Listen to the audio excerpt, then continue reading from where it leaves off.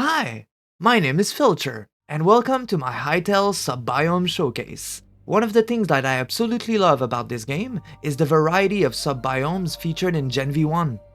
Right now, we have 4 main zones: Emerald Grove, Howling Sands, Boreal Reach, and the Devastated Lands. Each of these zones is packed with multiple sub-biomes, and today, I'm excited to dive into my favorites with you, so let's jump right into it. The first sub-biome I want to talk about today is found in the Emerald Grove. The autumn forests are easy to recognize thanks to their strong orange fall-themed color palette. You can spot this sub-biome directly on the map, where they appear as large patches of autumn forest.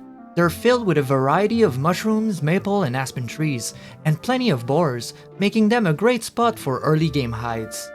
On top of that, the fall aesthetic is really pleasant to look at, with a calm, windy vibe that makes this sub-biome enjoyable to explore.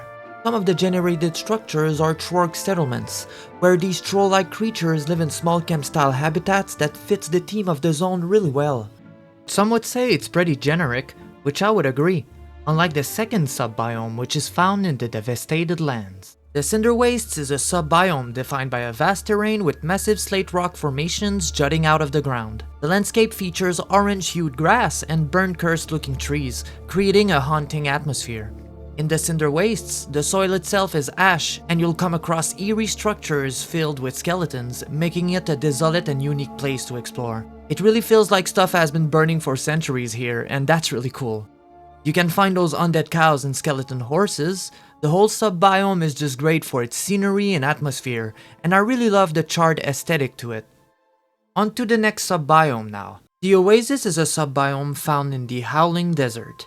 It brings a vibrant green contrast to the vast sand-filled landscape, adding some color variety to the desert.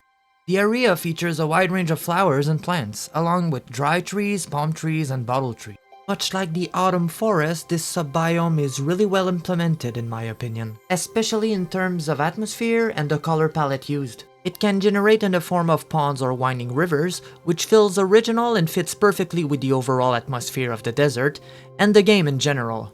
These water formations make the sub-biome feel more natural and alive, and giving the desert more interesting places to explore. The next sub-biome is located in the Boreal Reach, the Everfrost. It's one of my favorites because it feels very authentic. You really feel the cold and the emptiness, almost like a frozen version of the desert.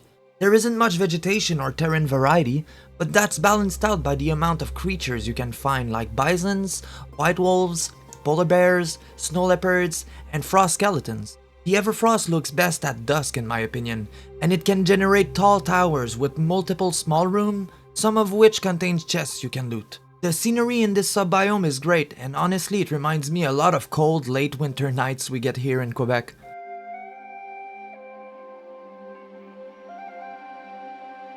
Now let's go back to the Emerald Grove to talk about the last sub-biome of today's video.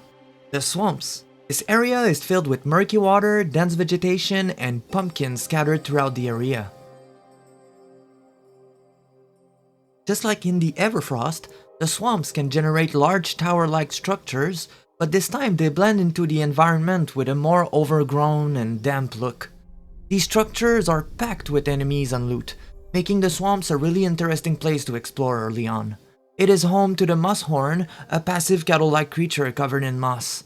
You'll also find a Fenstalker, a hostile reptile humanoid that I found really cool, and I think that all of those entities, like the spider which can spawn everywhere in the Emerald Grove, contributes to the overall ecosystem of the swamp, making it feel more dynamic and immersive. What really stands out is how everything blends together. The biomes, the creatures, and all the assets are so well implemented. The environment feels alive, and the game design really shines here. I can't wait to see what Gen 2 has to offer. It was Filcher, and thank you so much for watching my favorite Sub-Biome Showcase.